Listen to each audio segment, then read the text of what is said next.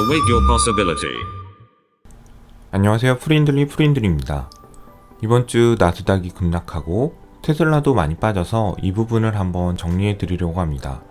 그리고 최근 동영상에서 많이 물어보시는 것도 답변을 드리려고 합니다. 일단 버블의 정의부터 해야 될 것 같은데요.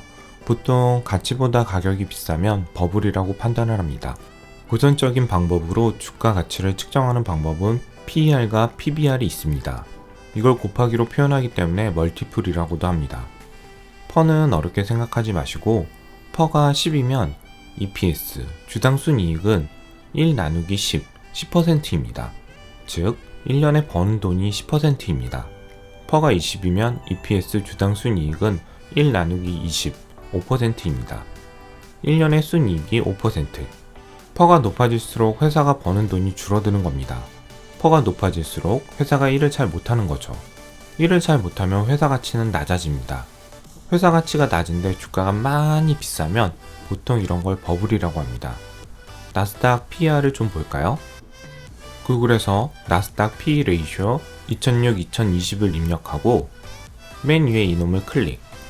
그럼 최근 나스닥 퍼를 확인할 수 있습니다. 2006년부터 지금까지 평균 퍼는 얼마일까요? 21입니다. 9월 1일 28.88까지 올랐다가 현재는 27.26입니다. 나스닥 현재 EPS, 나스닥이 평균적으로 1년에 버는 돈은 3.6%. 앵에. 근데 2016년, 2017년은 퍼가 100인 적도 있습니다. 뭐 이때에 비하면 아주 낮네요. 그때 최근 나스닥 퍼가 30 근처까지 가면 나스닥이 조정받기는 했습니다. 2018년 블랙 크리스마스 폭락 때도 나스닥 퍼는 30 근처였고 공교롭게도 3월 코로나 폭락하기 전에도 나스닥 퍼는 30 근처였습니다. 최근 30 근처 오니 기가 막히게 조정을 하네요. 물론 역사적으로 미국 주식은 8월, 9월에 조정을 많이 받았습니다. 근데 8월은 잘 넘어가서 9월도 내심 기대했는데 누군가 프로그램 트리거를 누른 것 같긴 합니다. 이건 다시 설명드리겠습니다. 이런 질문을 엄청 싫어하긴 하지만 지금 주식이 싸냐? 라고 물어보시면 전통적이고 고전적인 방식으로 평가하면 비쌉니다. 버블은 아니지만 비싸긴 합니다. 자산운용사가 얼마든지 맘먹으면 숏 포지션을 들어갈 시점입니다. 이게 최근 들어서 좀 더 심해지는 것 같습니다. 왜? 요새 트레이더들이 트레이딩을 안 해요. 다 프로그램을 만들어서 컴퓨터가 트레이딩을 하잖아요. 그럼 무슨 문제가 발생하냐? 누군가 어떤 팩터로 주식을 팔기 시작하면 다른 프로그램들도 따라서 파는 것 같습니다. 그러니 이번 주처럼 지표상 아무 변화가 없는데도 폭락장이 나오긴 합니다. 이걸 사람들이 거래했다고 생각하지는 않습니다. 테슬라도 비슷한 것 같습니다. 최대 주주 중 하나인 자산운용사 베일리 기포드가 지분을 일부 매각했다고 밝히자 9% 하락했습니다. 이때 베일리 기포드 운용사 트레이더가 매도를 했을까요? 그 많은 양을? 프로그램이 다 했을 겁니다. 베일리 기포드 자산운용사가 AI 프로그램 버튼을 누르고 매도하기 시작하면 다른 자산운용사 프로그램이 모를까요? 제 생각에는 아마 비슷하게 따라서 반응하지 않았을까 싶습니다. 그러니 테슬라가 하루 거래 대금이 60조나 되는 거죠. 어마어마하죠? 그래서 이번 주 빠진 건 그냥 건강한 조정이었다고 생각을 합니다. 왜? 그동안 너무 많이 올랐잖아요. 체감상 한 3주 동안 100% 오른 것 같아요. 시간에까지 치면. 한 달 전보다 100% 이상 올랐다가 일주일 동안 20% 빠진 겁니다. 이게 많이 빠진 건가요? 이거 만약에 한 달 동안 5% 올랐다가 일주일 동안 1% 빠지면 많이 빠진다고 느껴지시나요? 이건 각자의 판단에 맡기겠습니다. 제 생각은 이번 주 빠진 건 그냥 많이 올라서 빠진 것 같습니다. 물론 베일리 기포드 자산운용사가 트리거를 누른 것 같긴 합니다. 문제는 다음 주입니다. 오늘 새벽 장 마감 후 테슬라가 S&P 500에 편입하지 못했다는 뉴스가 나왔습니다. 그리고 나서 애프터마켓에서 7% 하락했고요. 일단 오늘이 토요일이고 다음 주 월요일이 노동절이라 하루 휴장하는 건 좋은 것 같아요. 사람들이 이성을 잡고 테슬라를 던질지 말지 판단할 시간이 있으니까요. 일단 최근 악재가 많긴 하네요. 9월 1일 테슬라 스탁 오퍼링 발표 후 주식이 조정받았고 9월 2일 베일리 기포드 트리거로 또 조정받고 그리고 오늘 9월 5일 S&P 500 편입 실패. 뭔가 배터리 데이 전에 다 털고 가려고 하나 그런 느낌도 받습니다. 근데 중요한 건 제 느낌이나 애널드 생각이 아닙니다. 지난번 영상에도 말씀드렸지만 시장이 팔라고 하면 팔아야 합니다. 이 세 가지로 시장이 어떻게 반응하는지 보셔야 합니다. 테슬라가 언젠가 만슬라 억슬라가 되긴 할 겁니다. 근데 주식은 늘 대응하라고 말씀드렸잖아요. 시장이랑 싸우면 안 됩니다. 우린 늘 겸손히 시장이 시키는 대로 하면 됩니다. 이번 주까지는 받아들일 수 있는 조정이라고 생각을 합니다. 근데 다음 주 테슬라가 S&P 500에 편입 실패한 뉴스에 또 조정이 계속되면 어느 정도 현금을 확보하는 게 좋습니다. 왜?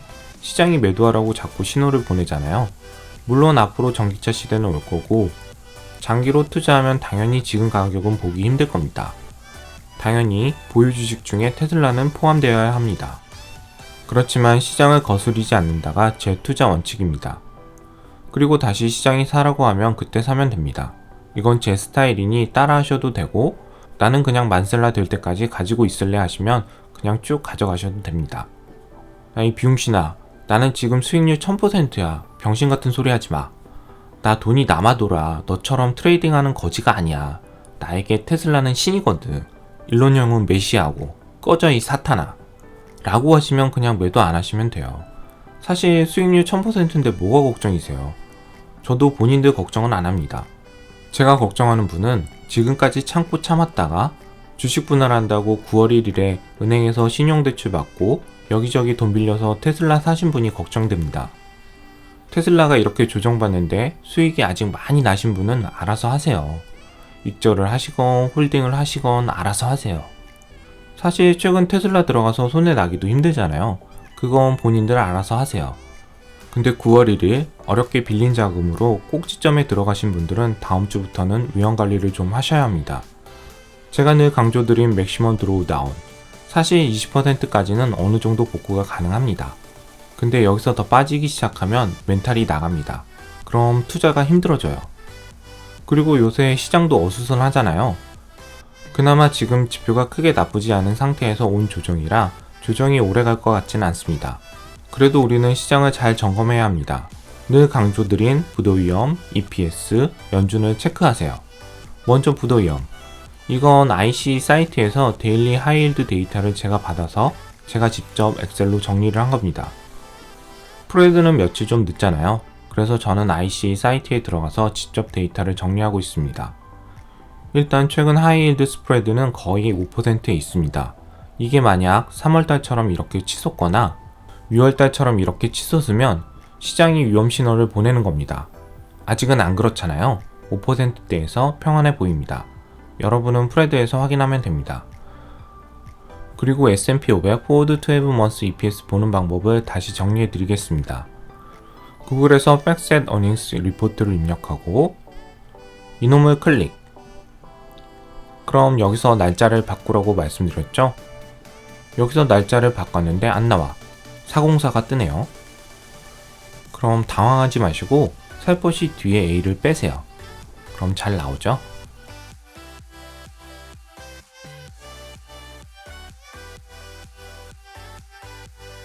S&P 500 Forward 12 EPS는 여전히 상승 중입니다. 미래 EPS가 상승하면 미래 퍼는 줄겠죠? 미래 퍼가 줄어들면 미래 주식 가치는 고평가가 아니겠네요.